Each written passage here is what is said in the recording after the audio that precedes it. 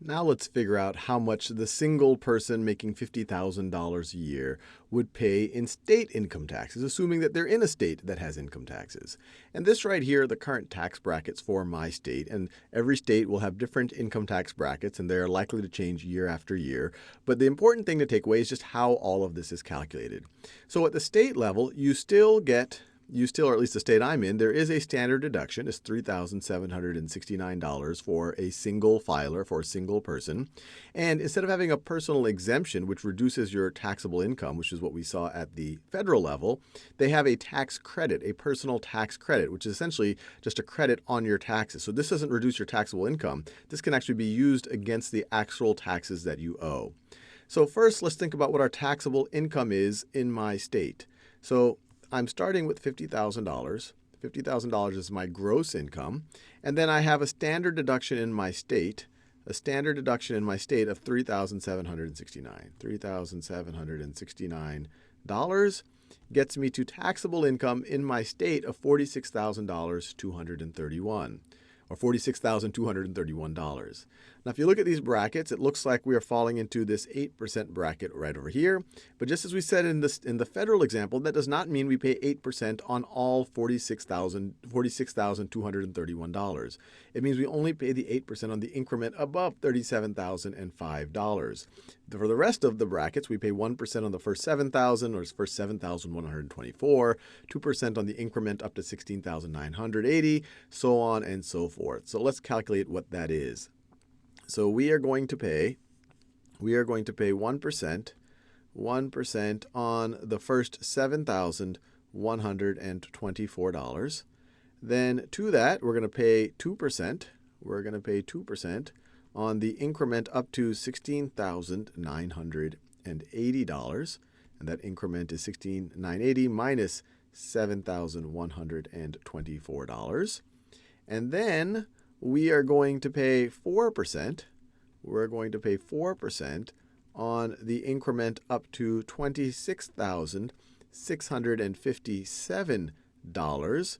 And so that's that number minus $16,890. And then we are going to pay 6%. We are going to pay 6% on the increment up to $37,005.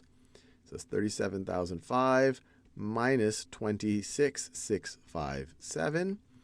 And then we're in the home stretch here. We're going to pay 8% on the increment above $37,005. So our taxable income, we already saw, is $46,231. So it's $46,231 minus $37,005. $37,005 brings us to, did I type all of that in right? Let's see, 7 times 1%. And then we have 2% times, yep, that looks right. Then we have 4%. I want to make sure I'm typing all this in correctly. And then 37,000 minus 26,657. And then that's 6%, and then 8% on that last increment. Drum roll, please. We get to $2,018 just based on the brackets right over here. So $2,000. So at the state level, it looks like we have $2,018 just based on our taxable income. But now we have to factor in this tax credit. And a tax credit as opposed to a deduction. Remember, a deduction or an exemption it reduces your taxable income. A credit goes directly against your taxes.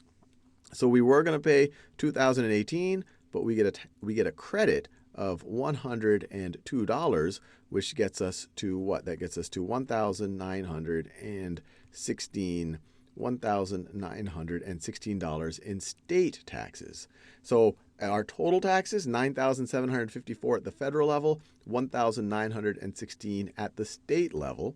And so our actual take-home pay is going to be, let's see, $50,000 is what we're starting with.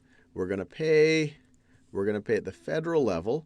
I actually already figured out in the last video what we're left with, but at the federal level, we're going to pay $9,754. Then at the state level, we're going to pay $1,916, getting us to $38,330 take-home pay. $38,330 is what I'm actually I'm actually going to be able to spend. And so based on this, we can figure out what an effective tax rate is based on both the federal and state income tax. So if we look at that as a fraction of our original income, $50,000, we are left with 76.6%, or another way of thinking about it is roughly 23.4 or 23 1/3% of your income gets taken for taxes. That is your effective tax rate. So effective tax rate, let me write this, effective tax rate, and then we are including both federal plus state, just look at the number again. You're keeping 76.6, so you are paying 23.4, actually it looks like 23.34. So approximately 23%. If you want to think about it on a monthly basis, at $50,000 you thought that you would be taking home $4,166 a month, but now you're actually going to be taking home $38,330 divided by 12. You're only going to bring home about $3,000, a little bit under $3,200 a month. So you have to plan accordingly.